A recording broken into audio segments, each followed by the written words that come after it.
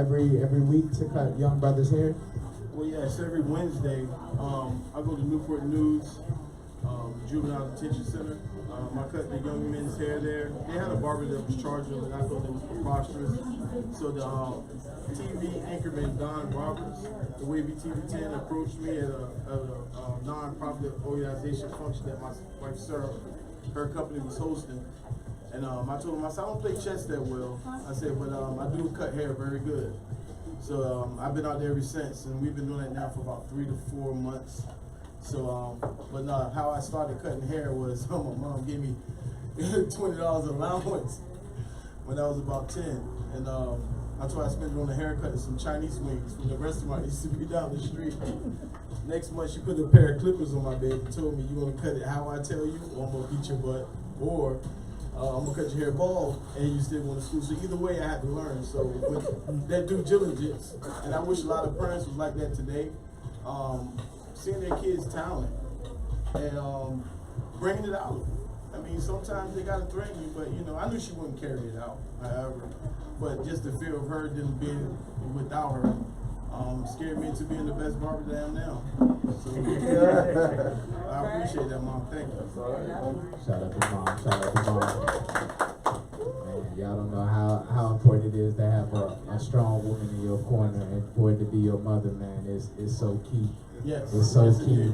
It's so key. I wouldn't be nowhere near where I'm at now without my mother. So shout out to Tracy Carter out there.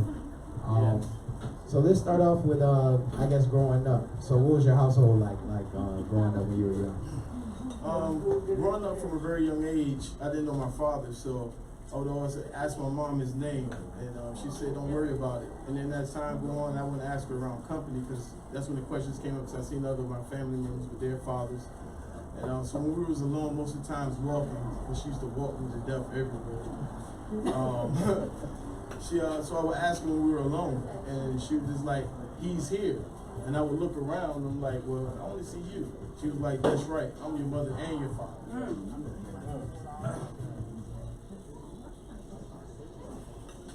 So with that being said, that's what gave me the strength to become who I am, because I wasn't big enough to be a football player or basketball player, but she at 15 had and did the best.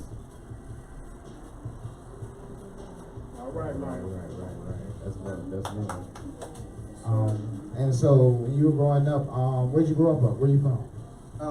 Originally we grew up in Lakeland, and then we moved out. She first got her social. What was it, Mom? Section 8. She walked me from Lakeland all the way to Little Creek at about 4 o'clock in the morning. This is all in Norfolk, right? Yeah, and born and raised. we stayed outside from 4 o'clock till they opened the door at about 8, and then once we noticed they opened the door, we lined up on the wrong side of the building. So it was about 100 people in front of us. They got all the houses out Virginia Beach and Chesapeake. So she finally got her place, I say, at 20 years old at Park Place, right down the street from where we at right now, on 30th Street. Yeah, so I grew up out here in Park Place. Watched the city transform a lot.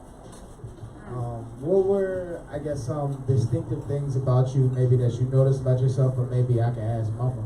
Like, what are some things? Don't ask Mama. But some characteristics that maybe you noticed in yourself, like when you were younger, like something that you just, maybe a hunger that you had or something like that? Well, He said he was gonna put me in the house. He said he was going to put you in the house? Other than that, well, basically, by not having the AC, and we had to do something, because in the summertime, Mom put you out of the house at 8 o'clock. You couldn't come back in until the street lights came on. So you had to find something constructive, and you better not get in trouble. If she had to come get you, you were going to get beat from wherever you was in trouble at to back home, and then again. So I used to hang out in the public library over here in Norby. And I noticed the librarian used to kick all the other kids out that wasn't reading books.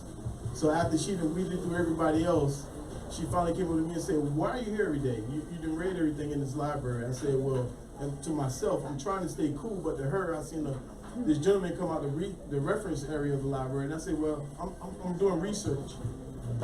So at that early age right then and there, I came across a book of Who's Who in America. And I seen all these Americans that nobody never really heard of, but they made this book. So I say one day I want to be in this book. So at that age, at about 11, maybe about 12 or 11, that's when I realized that this is what I want to do. I want to be an author one day. I want to tell my story. Because it's something that I believe everyone should hear, and also realize no matter what cards you dealt with, you just got to play the game. You know, play the game and keep your head up, and then one day your dream will come true. Right, absolutely. That's a great message that I feel like a lot of people, if you just put your mind to something and then you put the effort in to claim what you put your mind to, you're going to get it every time. Yes. So that's just something that you have to understand. It may take 1,000 times, but just realize that 999th time, you just keep reinventing yourself. Keep that strive up. Always continue to strive, because everything you see around here started from nothing. So you got to realize somebody thought about it and somebody initiated the start for it, and then it just got better and better and better. And that's how you treat yourself. Just continue to make it better. And so I know you were saying, and by the way, if anybody in the audience at any time has a question that they would like to ask, just put your hand up and we'll bring you a mic. So just, feel free to, at any time engage with Mr. Leonard. You were talking about like some of the cards that cards people are dealt. No matter what your cards are dealt, just putting your mind to it and making sure you set forth on your goal. What would you say some of the cards you were dealt from a young age? Well, from the time I know I could talk, my mom always used to call me a leader. She used to say, "You're a general, you're a leader, you're not a soldier, you're not a follower." And this is the time when she was renting a room in the suburbs of Norfolk. And then when finally she realized she wanted her own and get from under that umbrella of people that she had grew up with in high school and so on and so forth, she moves me to Park Place. So I'm like, she wanted me to be a leader, not a follower, but I see all my friends selling drugs, running with the wrong crowd. I'm like, how can I clean all this up as a kid? So at 11 years old, my shoes was coming apart. And she said, "I don't buy grown men's shoes, so you need to get a job." And the only job I seen was kids either running 2 cars, giving money to the dudes with chains, or the dudes with the chains going out of town and coming back to get whatever to sell in the community. And I didn't want that job. I didn't want to do that. So my grandfather had built a boys club on 21st Street, Colonial Boys Club. So at 11, I went up there and told him, "Look, I want a job." So I got hired for $1 an hour, 40 hours a week. So did our jobs in the community in Ghent, which used to be the worst area in town. And then it was the best area in town. I used to go there and clean yards on the weekend, get all my friends together. I'll go talk to the residents, have them hide around the corner. And then when she tells me what needs to be done, blow the whistle. And then get the money and divvy it up. So I just knew at that point, I never seen her give up. So I knew I couldn't give up. And plus, I knew if I did get in trouble, I'd get a beating forever. So I was scared of her, She was only 5'5", but she was a piece of work. And she raised me from such a young age. We just became best friends, and I wanted the best for her. So that's basically what was my drive. And I knew if I ever brought a kid into this world, I had to be just as strong. Whether if I was there or not, I knew monetarily I didn't want them to grow up like I did.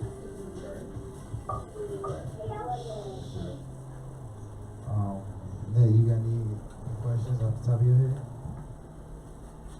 First, I want to say it takes a beautiful woman to birth a baby. To put your life on the line and say, "I'm going to give this child whatever I've never had." That unconditional love from a mother. Yes. Our kids are our investment. So you're sitting back and you're seeing your investment saying, "Mommy, I thank you." I'm a mother of 3 boys, so I understand. For my kids, Omari, Orion, and Omiris, I do this for you. So I can sit back and say, "That's me." So shout out to the strong mothers. Thank you. I would like to ask you, so you did what you had to do basically growing up, right? To, provide for yourself, make sure, because, I don't buy grown man's shoes. That was the quote, right? That was her quote. So, 6th grade, I don't buy grown man's shoes. So she was telling me from there that basically, you got to get out here and find your own path, and you better not get in trouble doing it. And so, needless to say, we don't have to go too in depth, but I think you followed that pretty much to a T. Well, basically, I ended up in the street life, but not because I wanted to.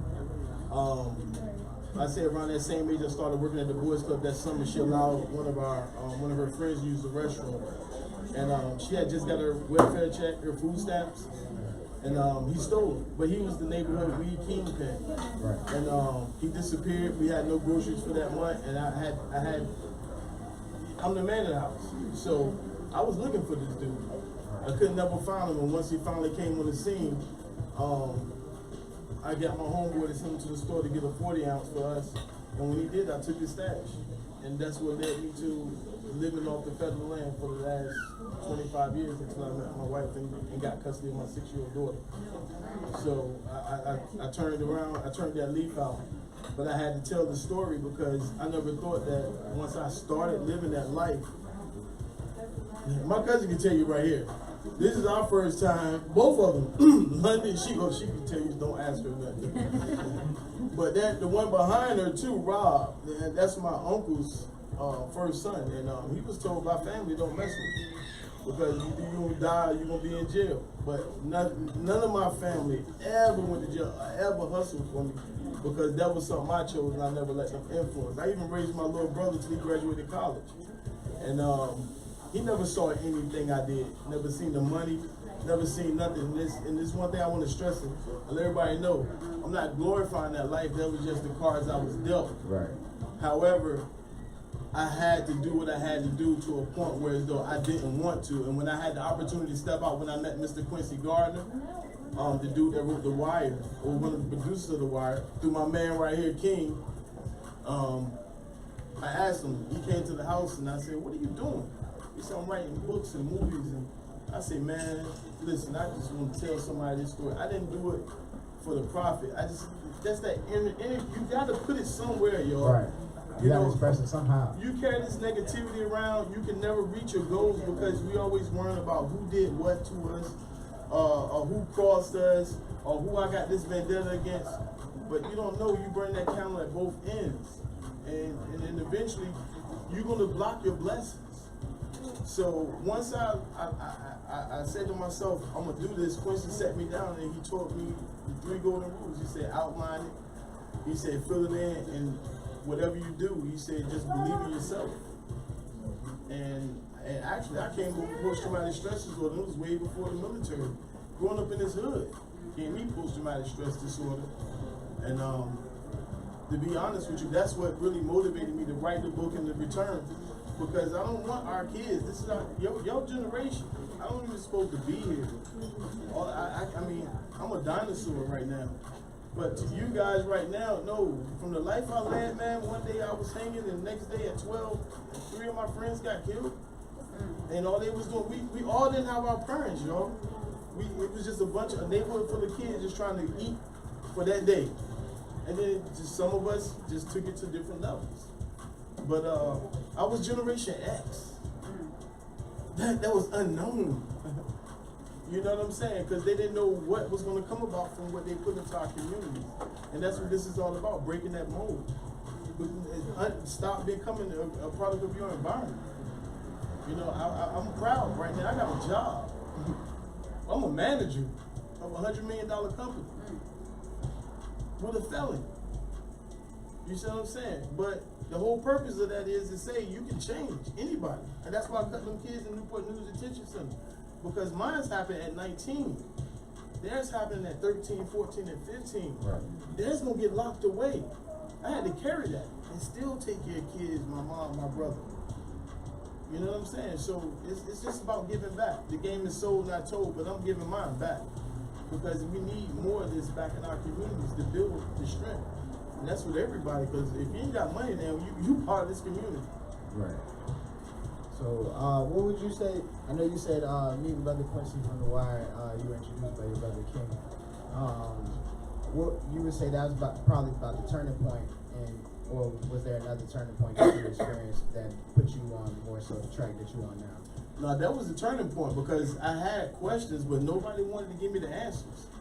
I had the idea. I mean, this book started from when I'm 8 years old till I'm 43, and that's just the one part. So I had it up in here. This is things that I was escaping.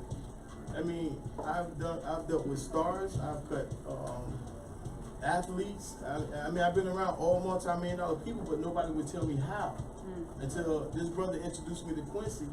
And once he introduced me to Quincy, Quincy started coming over to my house, sitting down at my dinner table, chilling. I'm like, what makes me so special that, you know? But I guess he saw something that I didn't see.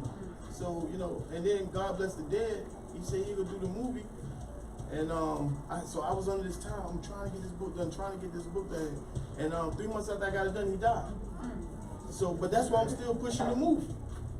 Because this is something that I want to let him know that you passed something to me that saved my life. Because when he showed me, I'm still hustling. I ain't let him know. You know what I'm saying? I ain't let him know. And if you looked at me, you wouldn't even think I was. But I was. But once he showed me this, that got me out of it. Because that was pain, and that's all I knew. The light bill short, it won't go get a job. Just go, who got the cheapest, and where can I go find it? So, but right now, when he showed me how to get rid of that past, get rid of that pain, and focus on what I want to be and who I want to be, which is a productive member of my community and society, I ran with it, bro. I saw that finish line, man, and that's what I knew. I didn't want this life no more. Is that when you? Yes, sir. Yes, sir. Like I said, I encourage y'all. Anytime if y'all have a question or something that you would like to interject, just put your hand up, and one of us will come bring you a mic. Yeah, how you doing, Mr. Logan?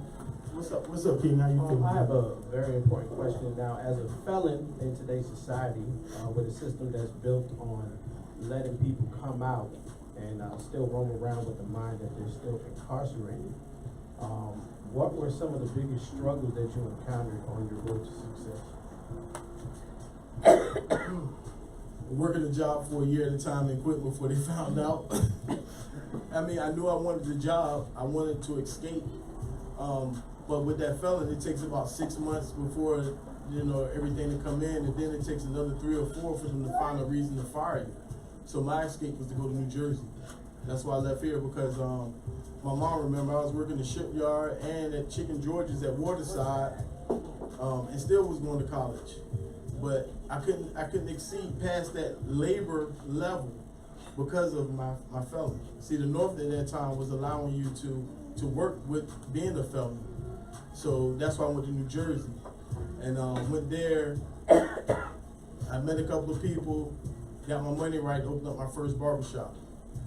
So I just tell people, encourage them that that's because you do have that stigma of being a felon. Sometimes you just gotta reach out there and believe in yourself. Because if you're gonna constantly allow people to give you a job because of your background, you ain't gonna be nothing but labor. Or someone in which they feel as though that can't be a manager or can't be an owner. Me making $10,000 a week, I figure I can do better than a manager. Because there's only one thing that happened at that store, I'm gonna get fired. But if something happened for me managing on the street, I can get killed. So if you can manage that and you go to jail and become a felon for whatever, man, just think, you better. You can put yourself, you can change. You just have to want to. And don't allow your past to stop you. Whether it's music, whether it's writing, whether it's painting, it's just about expressing yourselves. I mean, I wasn't looking for this. I didn't set this up. They heard about me from, I guess, from my book. So, someone is watching. That's why I say that 999,000 times. Somebody's watching, and somebody want to know.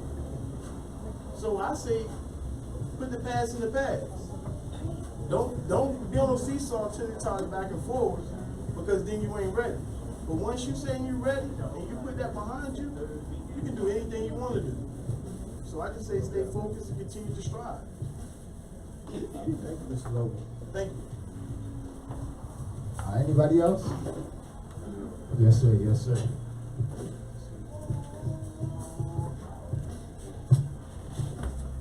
Hey guys, how you doing? What's up, Mr. Stokes? How you doing, sir? Oh man, I'm just blown away, man. But you know, I just want you to know I'm so proud of you. Thank But I did want to ask, man, when did you decide that, you know, regardless of your past and what you had gone through, when did you decide that, or when did you know that you have what it takes to do what you're doing? I can tell you that on a million nights, man. Okay. Never having anything, and bringing kids into this world, relationship after relationship, business after business, home after home, constantly building and looking for a family is what I always wanted. And then once I reached that plateau, just to have, and I'm not going to say it was always the female part because I was in the street. So, but when they said it was done, I couldn't just take back what I earned. I didn't want my son to be with a single mother, having to go back to the projects when I moved into a house or a gated community. So I would leave it behind, the business, make sure she went to school, and I'll just let them have it. So I figured one day when, after the 5th time of me doing that, why can't I have it for myself? So that's what kept pushing me, because ultimately all I wanted was a family. I was just looking in the wrong places, but also living the wrong life. So now I met this beautiful lady right here that knew my past and took me for who I am. And I think getting back to what you said about the controversy, the subject topic we were talking about earlier, yeah, it takes two, but if you really love someone, they can look beyond your past and see you for who you are. And then once they see you for who you are, that's when they see the potential. Because she knew nothing about all of this, the book, none of that stuff. So this is all new to her as well. It was only until after we got married, you know what I'm saying, I told her. But the support was already there. Got my credit back right, all this stuff that I never thought that'd be right. So thank you, Sarah Wallace. So we have one more question. Yes, sir. When you talked about like your failures, Yes, yes, but you kept going. yes. So you talked about your failures, you know, business after business. But what made you keep saying, you know, what made you keep going and to keep going on and try something else? Well, the failures weren't in business. Actually, it was in relationships. The business, some of the business is still going today. Okay. I was nominated mayor of Somerset, New Jersey, but it was Republican, so I didn't take it. I was also nominated for Master Mason in the Masonic Temple in Jersey.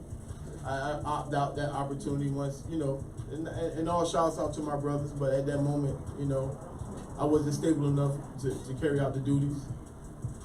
But what kept me going was my grandfather, your grandfather, Mr. Napoleon Carter.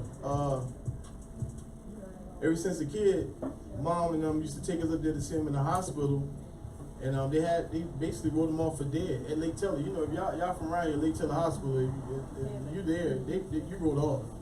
So one day going to visit him in the 2nd grade, he wasn't there. I started crying, bawling. Where my granddad? Mama looking around, ready to fight all the nurses. My Aunt Phyllis trying to calm her down.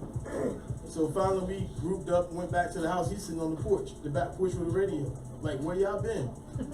So long story short, he broke both his legs, and they said he will never live again. But this dude walked out the hospital when he came out of coma, caught the bus to Roberts Park, and was sitting on the back porch with his radio. So that's really been my strength. Because I'm saying to myself, if he come back from the dead and walking on top of that and got all his senses, don't never stop. You can't never stop. I won't stop. I'm never gonna stop. Damn, no, you can't. That's not an option. Quitting is not an option, brother. Not in my book, because I got things to do. So, did that. Awesome. Did you answer?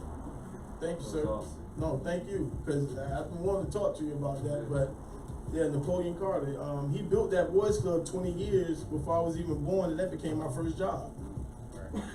So he built this first job for his 2nd grandson. That's the first. And I love that man. That's my strength, next to God. That man was my father, and that was my mother. And speak on your grandfather a little bit more, like just how important he was into you becoming the man that you are. Well, he had a knot on the side of his head. This is how I knew he had built the boys club. And I asked him, I said, Brandon, what's that knot? And he said, well, I was building the boys club, and I cut myself while I was working. And I said, why you go to the hospital? He said, because, boy, it was 150 guys waiting right across the street to take my job. I got kids. And so I said, so what you do? He said, I wiped it off with my hand and kept working. And then not knowing that cement over the years got into that cut, and it grew out to a knot about the size of my thumb. So I know he got tired of me asking him all the time, but that's another part of my determination. You can't stop. And ever since then, man, no matter what I did in my life, I went to jail at 19, like we discussed. When I went to jail, every Saturday I talked to him, until one day I called home, and my mom always kept it 100 with me. My cousin was like, oh man, he been dead about 3 months ago. Man, I like to went crazy. But when she told me that, I'm glad she was earnest with me. I was just about to get paroled. But my granddad was my strength. I mean, he was my partner, my ace, my stash. Granddad, here, take this 100,000, put it up. Granddad, take this 10,000, put it up. Granddad, do this, granddad, do that. First got a cell phone, he said, boy, you ain't talking to nobody. He said, go put that phone back in the house. So, I mean, I think he will be, excited to the point I evolved to right now. Because I know he's still, that's why I love cutting hair, man. Because I know he's watching. I never got a chance to cut his hair. So, that's why I volunteer, go to homeless shelters, go to the juvenile detention center. Because I know somewhere he's watching. So, that's what inspires me. That's what continues to inspire me. That's what keeps me moving. That's my goal. That's my stride. It's my grandfather. That's dope. Yeah. So it seems like people that come into your life, they pass you the torch. Yeah. Pretty much. They're elite, so everyone's waiting on you to finish doing what you're doing. My question is, what made you come up with the title, Get Off the Bus? Good question. That was a good question. It's a 12-step program that they make everybody go through. Felons, alcoholics, drug addicts, the 12-step program. I'm going to sure everybody here probably is familiar with that. But life is so serious, you need 3. So, Get Off the Bus stands for bull situations undermining your stride to success. A bus goes in circles, and so do we when we don't focus on our goals, dreams, and loved ones. We get caught up. And it's called the trilogy of the bus. Actually, I wrote a trilogy in fiction. But then when I did that, I said, you know what? People need to hear the real life story to understand what you're discussing with them. So, Get Off the bus stop here, and after the bus stop, we're living the second book right now. Everybody is all up here right now. Everybody, all y'all in it. This is the second book, and then it's after the bus stop. Whereas though, what are you gonna do with the fame, the fortune that you get from deciding where you want to go in your life? Do you revert back to what you did in the beginning because you made it? Or do you reach back and then you help others to realize their goals and aspirations as well? So it's basically, right now, you have to realize where you want to be, replace positive attitudes and goal-orientated situations with the negative. And it's hard. I have a poem that I want to share with y'all a little bit later called Coming to Reality. But once you realize and watch, all your friends, family members on this bus, y'all on this bus, we going to parties, we chilling, we doing our thing, we dating, we hanging out. Then one gets off. And it's like, what happened to them? Oh, they don't know what they missing. Then but when it get down to you by yourself, and all them same ones you've been partying with, the same ones that's been going on circles with you, they don't answer their phone no more. They don't come see you no more. You can't call on them no more. Then you realize, hey man, why am I still going in this circle? But why? A bus leaves the terminal, hits his route, and come back and refuel. And then a new driver. So you're watching all these things pass you by, but yet you're not accomplishing anything and wondering why you can't eat, why your kids don't got nothing. why you don't have nothing, why you're not happy. So when I kept realizing, getting back to what you said, Mr. Stokes, about what keeps me going and through these failed relationships, what keeps me going is because if I did it for them, I got my life straight to make sure they were straight, then I should be able to make my life super straight. So just like I believed in them because I was in love, or I believed in them because I didn't want my son or daughter to be with a single parent and having to revert back to the project where I found them at, or where we met at, I should say. Why can't I do it for myself? So I had to get off the bus myself. Because I love that bus. I ain't gonna lie to you. Today I'll catch the bus in a minute. But it's not for those reasons anymore. It's because I like to drive. Yeah. I feel it in my spirit to say something. How you have your own bus. You're the driver of your bus. I'm the driver of this bus. So you're picking up so many people and you're feeding them knowledge off the bus. Yep. I think that your book is pretty amazing. Thank you very much. I appreciate that. Thank you. Thank you very much. Yes, sir. Yes. All right, I just want to say, I met Leonard like right there outside, sitting right there. Like he literally was coming in the restaurant one day, and I told him, man, we had a conversation, and he told me about get off the bus. And it's one thing to be the driver, but it's another thing to be the passenger. Right? So his theory was really amazing to me. For someone to tell me, like, you're riding this bus every day, and you get off the bus, so you go experience the world, right?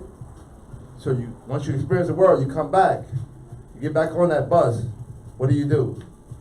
And for him to tell me that the outlook was to like grab somebody and take them off the bus so they can go see what's out on. I'm from New York City.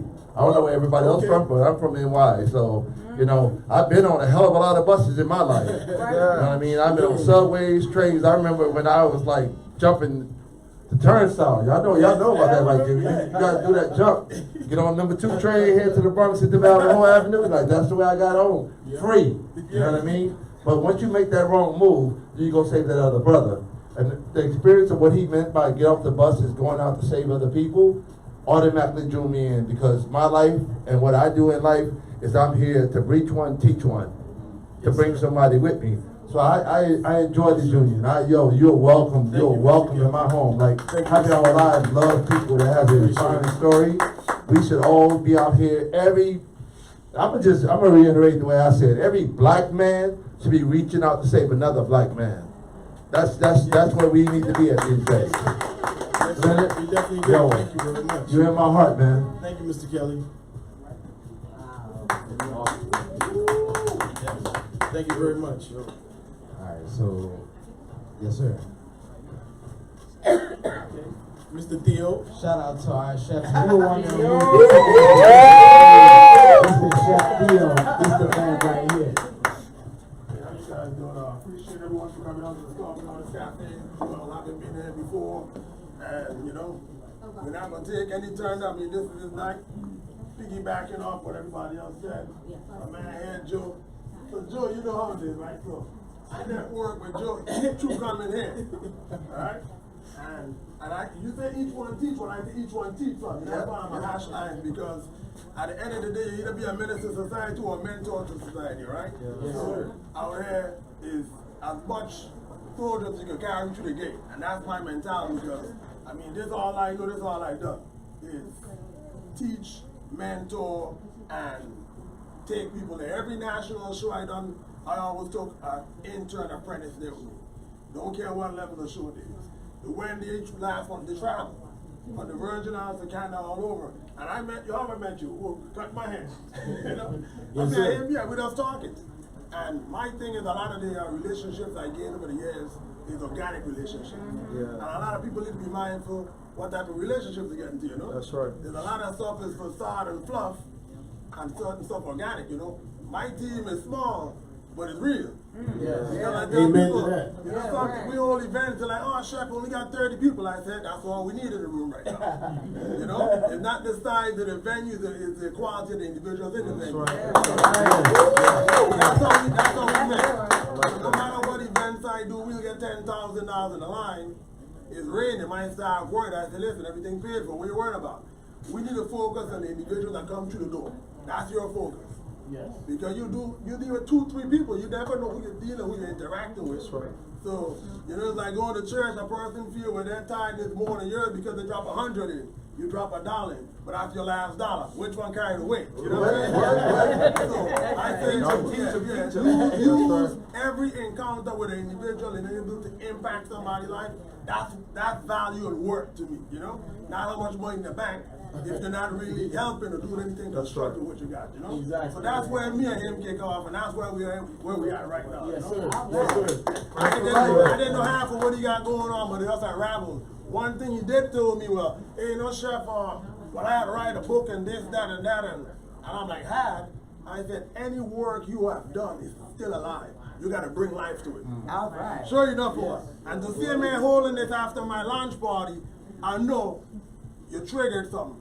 But that's what we need to be for everyone, you know, iron sharpens steel, you know? Yeah, that's you see right. people around, you got to motivate and encourage people to take the next leap. Yeah. Because a lot of people, the minute, like you say off the bus, the minute you start to achieve, your crowd changes. Yeah. Yes. And sometimes people think you cutting people off, people cut themselves off. Right, It's different. Yes. I didn't distance myself from you. I'm on a mission. We obviously have ulterior or different visions, different goals. You probably don't need to be there. But you need to keep the right energies around. So my thing is just keep organic, keep real, and make sure you mentor and keep people along the way, whatever you do, all right? Thank you very much.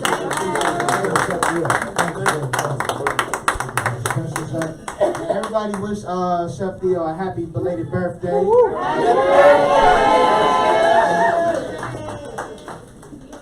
Awesome. So I think, you know, I haven't even gotten to like asking questions of, like in particular about the book, and we can already see like the type of man you are by the impact that you've had on certain people just by maybe I met you about a month ago. Maybe. Yep. It was actually here. We were at a Chef Theo's event. Yep. And you know, Joe had talked to him already, and he pulled me to the side. He was like, "Yo, I think you should talk to him. I think he might be a good guy to have on the show." And me, I'm kind of picky, you know what I'm saying? I'm like, you know, I ain't gonna let just anybody come up here and run their mouth, you know what I'm saying? So I'm like, all right, bet. So I'm sitting there talking to him. He's just telling me like he didn't even tell me his story, but he just was telling me things he had going on and the inspiration behind his book, and it moved me to where I was like, okay, yeah, we need to have somebody like him tell his story on the show. So I think that just speaks volumes to the man that you are. And Thank you, I appreciate you for coming out. Thank you, man, for the platform. I really course. appreciate that, Yes. man. And I felt the energy from you too from the first time we met. Once Joe had introduced us, and you was shaking the bacon doing your thing. That's my boy, yo. Yes, sir. Joe Carter is my boy. And from that point forth, I felt the true, genuine spirit from you saying, "Hey, man, I really want to know what makes you tick." Right. And in this today's society, if it's not coming from an electronic device, Yeah, if you ain't commenting under my picture, you know. you know what I'm saying? And you don't get a lot of people approaching a real person in real life. Right. So when you did that, and Mr. Kelly reached out, and then Mr. Theo, and then I said, you know what? And Tina, because that was enough encouragement as well. That really made me say, you know what? In 30 years, 5 years ago, I wanted to do this, but I've been offered, but the energy just wasn't right. The energy was right, and I thank you, and I hope that more artists of all statues come out and see you guys, man. Y'all doing an awesome job, and I really appreciate it. So let's get into the book. I guess let's talk about in particular like the process that you went through writing your book. Like I know some people they like to do it like a chapter at a time. They already they write their subjects out. Some people just let it come to them chapter. You know, what was your kind of like process going through it? Well, basically, I already had the story. I just didn't know how to format it, like what you were just saying. So once after King and I came back from the tryouts that we had up here in Norfolk, in downtown Marriott, right, King? Yeah, it was a show on BET called Celebrity Slam. Celebrity stuff on BET. Yeah, I actually auditioned. I auditioned for the show. That's how I met Patrick Duggar. Patrick L. Duggar is one of the producers for Teen Wolf on MTV. And and he linked up with Quincy Gardner to go ahead and do the show. I didn't make the show, but of course that's how we all linked up because of my audition. And I think it's safe to say that the audition opened doors for you as well, right? Oh yeah, absolutely, man. I'm glad that audition ended up. It was supposed to be for me, but it was such a blessing to Mr. Logan. And when he had told me the relationship he had built with Quincy, I was so surprised because Quincy loved this man like he was his son. It blew my mind because Quincy. He shook my hand, told me, good job, but, at the same time when we met Mr. Logan, I mean, it's like his project took off and manifested in what you see today. And I'm just proud of him. I'm proud that he built that relationship with Quincy before he died, and Quincy was able to bestow that seed upon Mr. Logan that was able to blossom into what it is today. Yeah. Thank you. Thank you, King.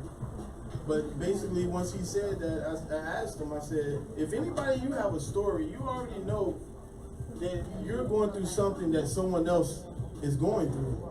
You just have to format it correctly to keep them interested. So one thing he told me, he said, just don't write the story, just don't do the chapter, write an outline. And the outline titles will become your chapters. All you're doing is basically just filling it in. Right. And that made it a lot easier for you to go through. A whole lot, man. Like I said, I've been wanting to write this book forever because, I mean, you have to unload that stress on somebody. You have to do it somewhere. And you don't want to give it to a person or a loved one because you don't want to turn, if you can't contain it, right. And it's destroying you, you don't want to give that bad seed to someone else. Right. But when you put it in here, somebody can read it, digest a little bit, put it down at their own pace, at their own speed, and then heal at their own pace and their own speed. Right. So once I learned how to do that, I couldn't stop. It took me 9 months to write this book. It took me 6 months to write 3 more books. It took me 90 days to write Purging in the Form of Poems by A through Z, volumes 1, 2, and 3. It's over 127 poems, 5 gospel songs. I mean, it just is natural. And once you say I can instead of I can't, what they say, you can move. You can have just the faith of a mustard seed, and you can move a mountain. So these were my mountains, and I'm just happy to share it with you guys. It means a lot to me because no one was there to teach me. It was trial and error. Right. Trial and error. I would like to, before we get to your poem, I do want to, let's hear about some other things that you have going on. Like you said, you cut in Newport News every Wednesday at the detention. Oh, do we have any questions in the audience before I ask my question? Okay. Other things you have going on, things you maybe about to start, or things you had going on that we haven't talked about so far? Yeah, back in August, I auditioned for Shark Tank with Kevin Harrington. Okay. I got a product. Once they liked it, but they told me it was too complex. They want things that were simple. So simply buy, plug, and play. So mine was basically an idea to they could be used on newly built houses or remodeled houses, refurbishing houses. So I replugged and said, why should I share it with them? So I took on a silent partner, and we went and got it patented. And right now we're in the process. We're working with distributors and manufacturers out in Miami through Bold Inventions, Bold Concepts, and hopefully by the summertime it'll be in stores. Okay. So that'll be something Bold Inventions. Yes. We'll be looking out for that in the Definitely. summertime. Definitely. It's basically another thing with opening up shops and doing services. I realized, man, I've been working since the age of 11. Right now I'm 47. I need royalties. Right. And I can't sing or dance. I can't play ball. I ain't got no wicked jump shot either. But I do have intellectual properties. And I want that check. I want to spend some time now. I spent 35 years taking care of my brother. Like I said, that was my first son since the age of 15. She had me at 15, then had a brother and gave me him at 15. So I've been raising kids since 15. It's time for me to enjoy what God put out here for us in a positive way without having to look over my shoulders or worrying about when I go to the next deal, am I gonna die? So I'm in that third stage of life right now, and that's basically what this poem is referring to. It's coming to a reality. Eventually, we gotta wake up. Eventually, either you're gonna want to do two things: be a statistic, or help the people stop becoming a statistic. It's only two things. So with that being said, let's go ahead and get into it. Well, like I said, I've been passing around a couple of copies of it. It's just a rough draft, so bear with me. I don't need no teachers or professors. I'm doing punctuation marks and all that stuff. It's just a rough draft, but it's something I want to share with you guys as a little piece of inspiration. Because like I said, I wrote the first book was nonfiction, and then I wrote fiction. But my true calling is poetry, because in them dark hours when you don't have nobody listening to you, we all still human, and we have compassions, we have wants and dreams and ambitions. And no matter what type of monster society or people tried to paint about me, this is how I truly felt. This poem is entitled Coming to Reality. The book is entitled Purging in the Form of Poems, A through Z, volumes 1, 2, and 3. And actually, the funny part of me writing this, when I said I wrote it in 30 days, I had to pay $1,800 for child support, which they was taking out my check, and I had the $1,800. But at the time, my daughter's mother, she was going through her thing and took that $1,800, and she did other things with it. So I could use my 18 to save her and my daughter from being homeless, and go to jail with someone they gonna put a roof over my head and feed me for 90 days, or see them in a homeless shelter till I get out. So I chose the lesser of the two. But while I was in there, if I was in there on the purge for 90 days, I said, well, why not write a book called Purging in the Form of Poems? If I wrote the first book in 9 months, the trilogy in 6, 3 months is ample enough time for me to write my 5th book, and that's what I wanted to do. So, coming to reality. Out of all the places I could be, I'm happy to be approaching life stage number 3. Stage 1 and 2 was great, just the same. However, I know for us, all things inside of us will not remain the same. In my life, I worked so hard to change the game. No matter what or who we are, we all must return from that of which we came. Understand this, we need to take a different way if we make a difference in the world before our bodies fade away. It's not going to be easy to break your old training, replace old habits with possible things and blissful thinking. Distractions from your past will try to derail you. Stay focused and others will see, then mimic these actions from you. This is setting the bar higher. By doing so, you secure a bed in heaven for your soul's eternal resting. Thank you, Father, for your blessings, the knowledge of coming to reality. I wasn't expecting a hand clap, but it's just from the heart. It's just something that, it's all inside of all of us. Energy never dies. We can put a beat behind you and let you rap that. You can make a couple songs off them. No, that was really dope. That's from the heart, that's real, that's real. Coming to reality. Yes.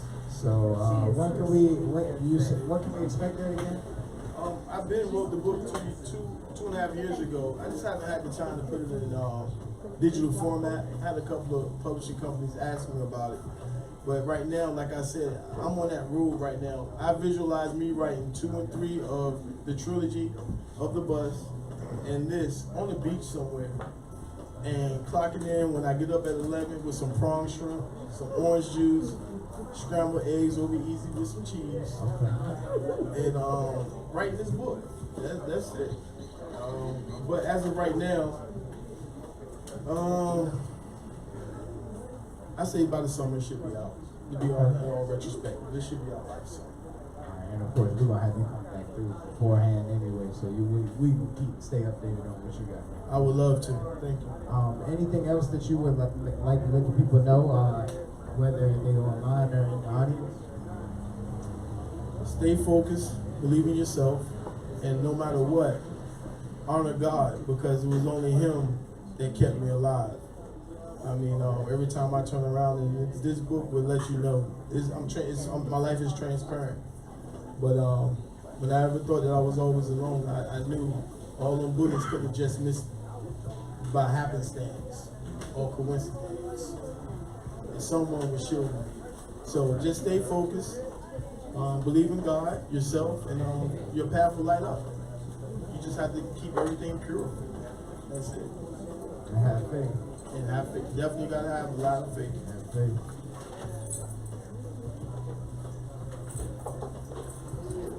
Thanks. Well, I'd like to give a thank you to my brother Leonard Wallace for sharing his story, giving his perspective. Like I said, we really only scratched the surface, to be honest with you. So And thank you for that too, because you see I was getting a little choked up because I appreciate the platform. It's life, man. Yeah, That's life, and like I said, that's an experience I've never been through, and there's a lot of people that have never been through that. So to hear your perspective and understand that, okay, things could have been way different for me. I could have ended up with your shoes. How would I handle that? Or how would the other billions of people in the world have handled that? It's just, it definitely gives people a different perspective to hear, like how it gives you it gives me an appreciation over how I grew up. It wasn't the best circumstances, but it could have been a lot different. So, like I said, I'm thank you for everything you're doing out in the community. Thank you for your talents, and I admire the way that you illustrate the things that you have on your mind and the things that you want to do out in the world. So, like I said, thank you, and I wish you much continued success as you go forward. Thank you very much, Neil, Tina, Joe, and Chef. I appreciate all you guys for coming out. Thank you. And then the traditional words of Russell Simmons, God bless and good night. Thank y'all for coming out to support y'all brother. Like I said, this will be up on YouTube. If y'all like to subscribe, we are Happy Hour Live 757. You can find us anywhere. Happy Hour Live 757. Facebook, Instagram, YouTube. Like I said, go ahead and subscribe. This will be up very soon, so y'all can look back at it. Probably see yourselves talking, and you know what I'm saying. But like I said, thank y'all for coming out and supporting. All right, thank you.